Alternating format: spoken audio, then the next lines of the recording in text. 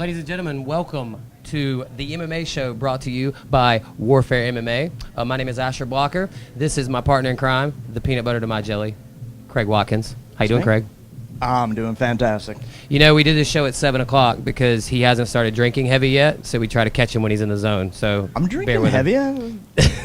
Okay, so what we're going to do on this show is we're going to cover a bunch of different stuff. We're going to cover some previous MMA events. We're going to cover just local MMA in general. We're going to preview some upcoming events. We're going to do some cool interviews. We're going to do some giveaways. It's going to be fun. We're going to promote your local MMA scene here, and hopefully you guys like it.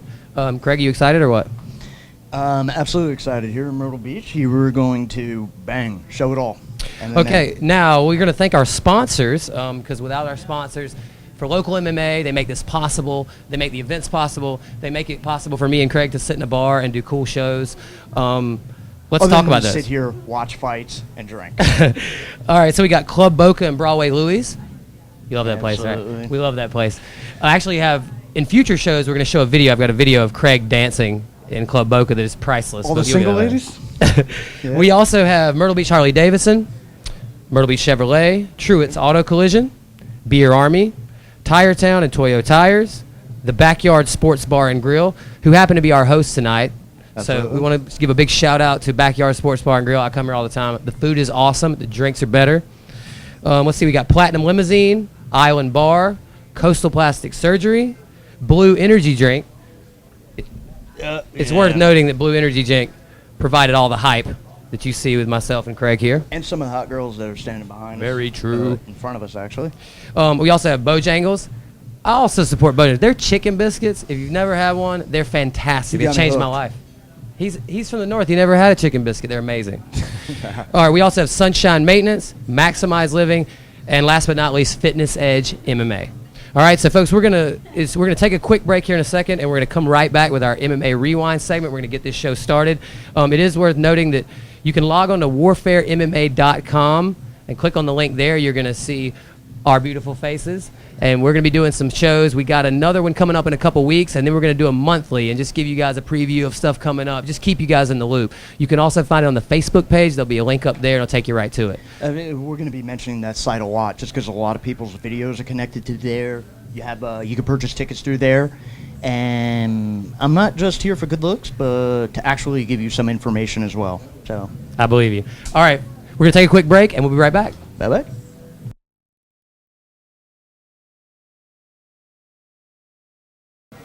Folks, welcome back to the MMA Show. With you is Asher Blocker, your host, and my co-host, Craig Watkins. Thank you, Blue Energy Drink. Craig's drank 7 of them. Our first segment is going to be called MMA Rewind. Now, the idea behind this is we're going to recap some events. You got to stop doing that. We're going to recap some events that we've had in the last couple months. We're going to get you guys up to speed on what's going on, prepare you for the upcoming events. Now, the MMA Rewind is going to be brought to you by Fitness Edge MMA. They're located on Highway 501. If you want to learn to punch somebody in the face, go see them. Yeah, they'll work you to the bone.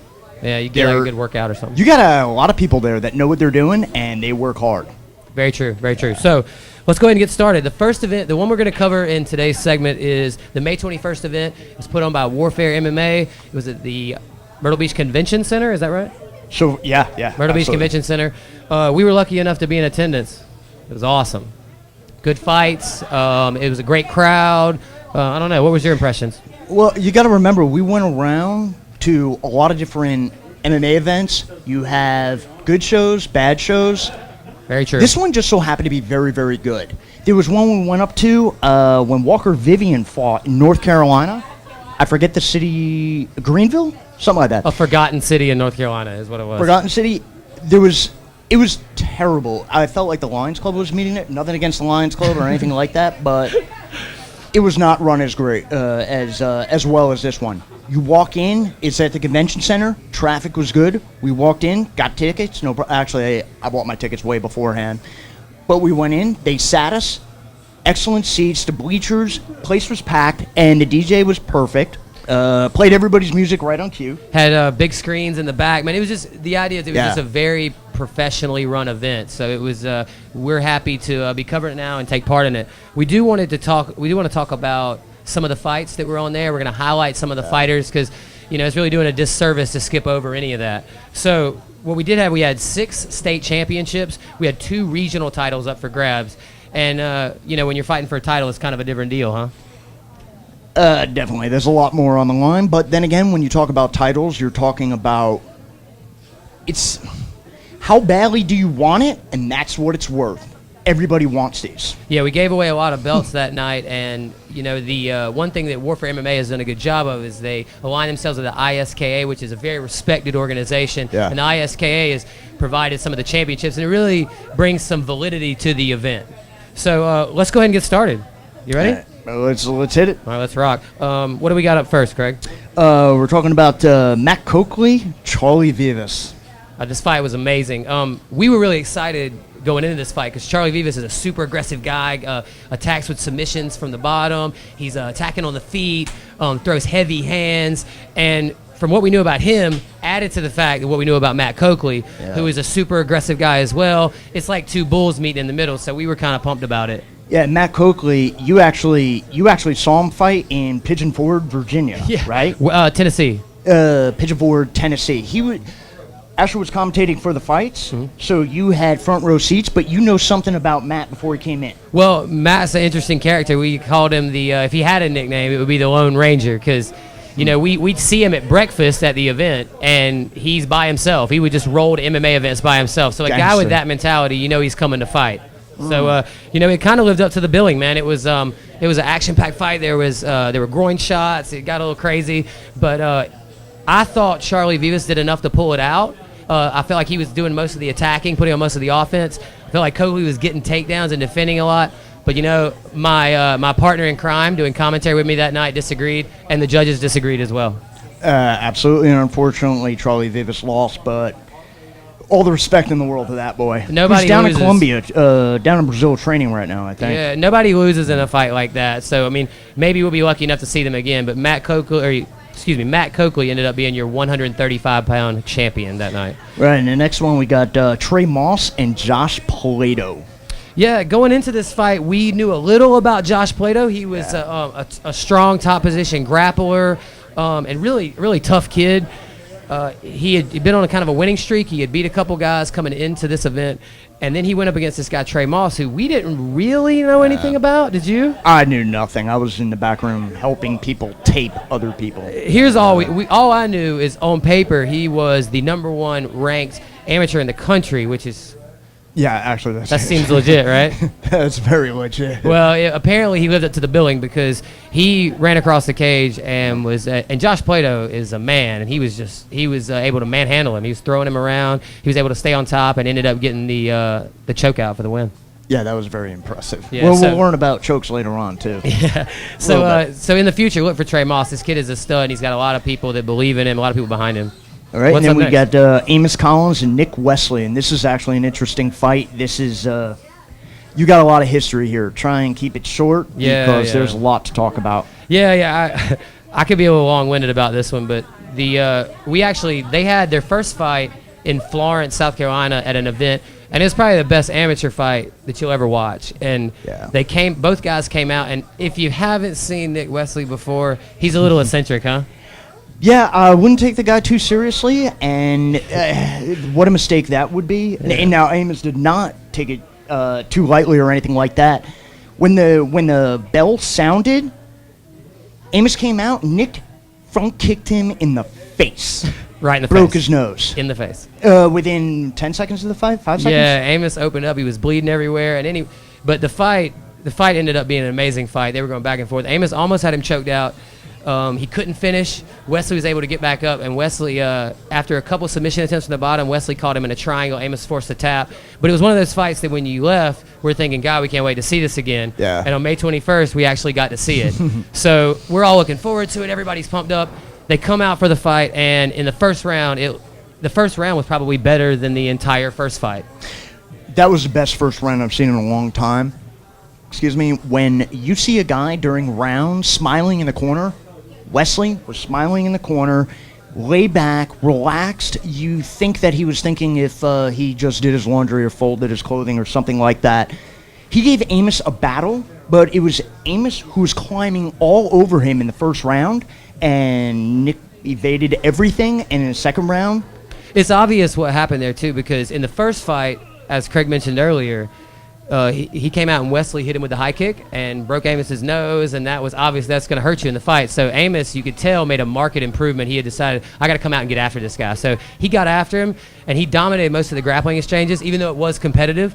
And then as they came out for the second round, Wesley turned it on, was able to take him down, slipped to his back, and choked Amos out. Perfect display of great characters between both of them. Both came to war, and I'll watch both of those fighters any day of the week. We try to convince Warfare to put on a card where they just fight each other 100 times in a row. They did not agree. Yeah. They said logistically it would be a bit of an issue, but we're going to work it out. So look forward to that maybe in the future. Yeah, we got to move along here. We got a bunch of different people. We got Wes, and then Pat DeFranco, right? Yeah, Wes Evans. No. Wes Evans and Kevin Ferrant, I believe. Wes Evans is a really aggressive guy and a really tough kid, man. He's hard to put away. Wes came out for this one. We weren't sure what to expect. We'd heard a lot of things about Kevin, and one thing we had heard is he's got a nasty ground game, and that came to fruition because once he got the takedown, there was little Wes could do. He fended him off for a while, but Kevin was able to get the submission there. Right, and then we got Pat DeFranco and Mike Corvino. This was actually on the card. This was on a card filled with a lot of crazy fights. This was actually one of the fights that was a little bit slower, but it was very technical, and Pat DeFranco showed, I guess a tough guy, showed some improved boxing, and he looked really good to get a decision win. I met this kid a dozen times. What a fantastic guy to talk to, very honest, very open. What a nice guy. And then we got Josh Williams. Yeah, this was the 185-pound championship. Josh Williams is a tough kid, man. He's a new one. He's an up-and-comer. He just had a handful of fights, but man, does he have a lot of talent, huh? Josh is a beast, and talk about like fighting. A lot of the times you got to bring your character to the forefront, overcome any obstacles or anything like that. And Josh is a guy that there was a whole bunch of people training at Legion MMA. I was present. There was actually somebody there that was able to tap him out. And meanwhile, Josh only had like maybe 2 months of training. Usually people try and hide that fact that somebody might have got the best of them in class. Josh was speaking about it openly, asked a whole bunch of questions, why, this, that. He didn't mind. His ego wasn't hurt. That's a guy that could get better, and we have actually seen him get better through the days. That same guy who is a 1 out of 10 chance, every dog has his day, but he'll never get close to the Josh. Yeah, he's a really tough kid. Turn into an animal. He's a tough kid. He's a southpaw, and he's right-handed, so he throws a lot of lead right hooks. He's super athletic, so he can jump in and out really quick, and he's aggressive. He's going to present a lot of problems for a lot of guys, and he definitely presented a problem for Trini Watford on this card. I mean, the one good thing we got to see in Josh's progression is it was interesting to see finally a guy who could push back a little and kind of, because you want to see the fighter, you want to see how he reacts in adversity, and he was able to react the way he should, and he took the guy out.